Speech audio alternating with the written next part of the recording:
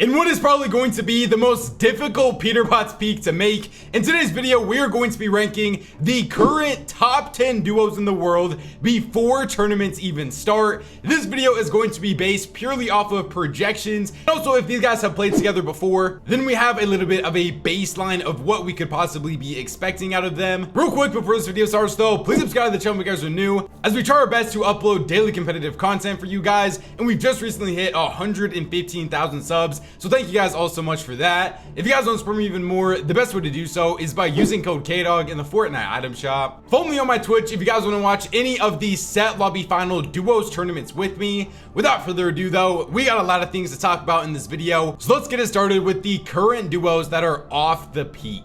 The first duo that I have on this list is Cammy and Hari. Now these guys have already won an eval cup game this season, one of the few duos to be able to say that they've actually earned money in duos so far. I think out of everybody else I have on the current off the peak section, they might be the least talented duo as of now, but I think they are also one of the teams that just has the most chemistry. And for what I'm about to say about every single duo that I currently have off the peak, I 1000% think they have the potential to get into the top 10 as early as even next week. The next duo that I want to talk about is Marius and Pablo. Now the potential is just through the roof for these guys. Absolutely both just insane fighters. I'm gonna have to assume that Pablo is probably going to be IGLing this. The only reason why I'm not necessarily ready to put them top 10 yet is just because I have legit zero clue how they are going to look as a duo. And then my next two are probably going to be my most controversial ones. I have Clix and Higgs, currently not listed as a top 10 duo in the world. Spoiler alert, I only have 3 NA teams in general inside of my entire top 10 right now.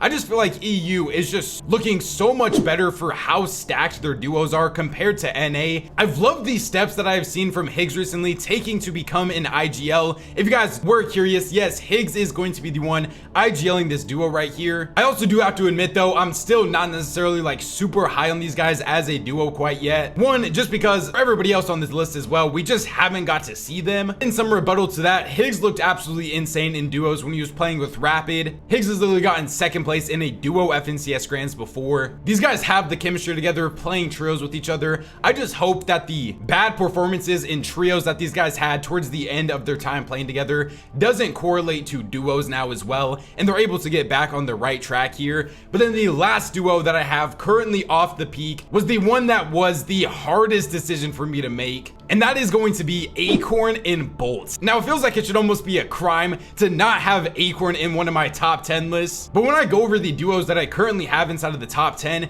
it's just really hard for me to find a spot for them on this list. And I definitely do feel like this could be one of the ones that comes back to bite me the most if Acorn and Bolts literally win like week 1 of the Cash Cups. I still am not necessarily in love with their fragging ability. Bolts is going to have to play like how he did when he went on that insane run with Rapid after Globals last year, if this team is going to want to keep up in fighting power. And I'm not acting like Acorn is some like terrible fighter or anything, but Acorn over the past couple of grand finals, just because it was a trios meta and because he was playing with Agers and Pollo, didn't necessarily have to do anything too crazy fighting wise. So I'm interested to see how he looks in a duos meta now, especially coming off of a very bad LAN performance. I hope that doesn't negatively affect his mental too much. I don't think it will though. He's one of the veterans of the game. But let's move on to my actual top 10 now, and starting off with in the bottom row in exactly 10th place, I have Vico in iDrop. Now I think this duo has the potential to move into a potential top 5 duo. If I'm not mistaken though, I don't even believe that Vico is playing the first Div Cup of the season though, because I think he is currently on vacation right now and he should be back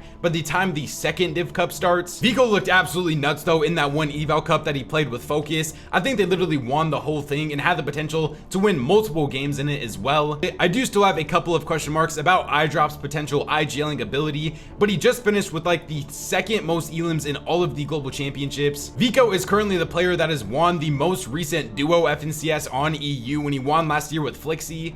And even though Vico was absolutely nuts in trios, I really do believe that in duos, it shows off more of individual skill, and Vico is always going to thrive in those scenarios. And so that is why I currently have them as the 10th best team in the entire world.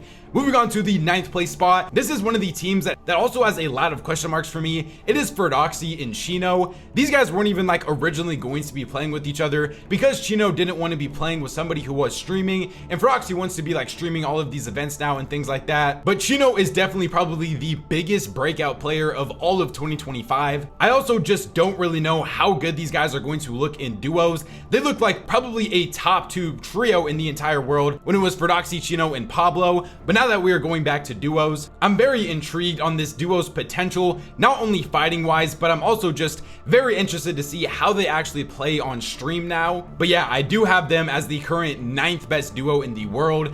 8th place, I'm gonna go with Chap and Flixie. Now, the more that I look at this list, the more that I think I could honestly be a little bit low on Chap and Flixie right now. Chap was absolutely insane in duos last year, getting multiple second places in duo grand finals, top 10ing at LAN, and Flixie, arguably towards the end of him playing with Vico and Vino, was the best player on that entire trio. He's going to be fully IGLing now, which is what he was also starting to transition to when he was at the end of playing trios. I do believe that everybody in my top 10 right now has potential FNCS winning capabilities, but like I've been saying, it really is just so hard to rank these guys. Moving on to the 7th place spot now, I have Iamzo in Agers. Now, to me, this could be one of the best fighting teams in the entire world if Iamzo is able to get back to that level where he placed second place in Grands with Clix and Higgs. Iamzo looked like the best player in that entire Grand Finals, and then like we were talking about for Clix earlier, in the past 2 Grands, he just has not looked like himself at all. His IGLing has been off, and I hope it was just a thing to do with the team that he was on, and it's not the player that he is now, because Agers also looked like one of the best players in all of Grands over the past couple of seasons as well. Arguably in season 1 he was the best player in that Grands, and then in season 3 he led the whole thing in elims. So if you're combining the player that played the best in season 2 Grand Finals with the player that played the best in season 1 Grands, this of course is a team that could potentially win in FNCS.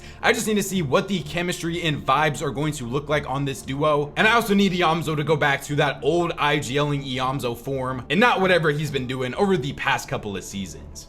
Moving on to the next row here, and in 6th place, I feel like I have one of the highest potential brand new duos on this list of Pixie and Wox. Both of these guys are absolutely insane fighters. Some people even want to say that Pixie is the best player in all of EU right now. Wox to me is still one of the most underrated players in the game. He might not be like the single most underrated player anymore because I think a lot of people are starting to realize how good he really is. But both of these players continuously perform in every single grand finals that they play in. A little bit concerned about their potential off spawn situation. I think they should look better in duos now, fighting off spawn than their teams did in trios. But yeah, these guys have the name value, they have the placements from this year. I think the sky is the limit for Pixie and Wox, and that is why I currently have them as the 6th best duo in the entire world. Moving on to the top 5 now, the first duo that I have here is one of the duos that has won an FNCS together before already, and that is Tayson and Merstash. Now, there was some rumors going around that, oh, maybe Merstash is going to play with somebody else because he wants to test out all of his potential options, since he literally just won globals and was one of the best players at the entire global championships, and he doesn't want to be like fully locked into one specific person. But it does look like he is going to be currently playing with Tayson, and we've already seen the levels that these guys can reach. And I feel like a lot of people have been kind of like, not necessarily clowning on Tayson, but I feel like Tayson is becoming sort of undervalued at this point. In the games that they were able to win off spawn versus Ferdoxy, Tayson still looked like a very capable player, and his trio still looked very good. There is probably a little bit of just confirmation bias since I've already seen these guys win an FNCS together before, so maybe they won't be as good as they once were, but I still think Tayson is very solid, and I do have them as the current 5th best team in the entire world. Moving on to the last duo in the second row, my 4th best duo in the entire world, I have Cold and Ritual. I think these guys are also going to prove a lot of people wrong, probably give Peterbot and Pollo a pretty substantial run for their money in the race to be able to win the first duo FNCS of next year. Cold looked like arguably the best player this entire year, and Ritual, now that he's going to be able to go back into that IGLing / support fragging type of role, I think Ritual was also just one of the most improved players in general from the beginning of this year until now. I don't understand how some people can be having like doubts about this team.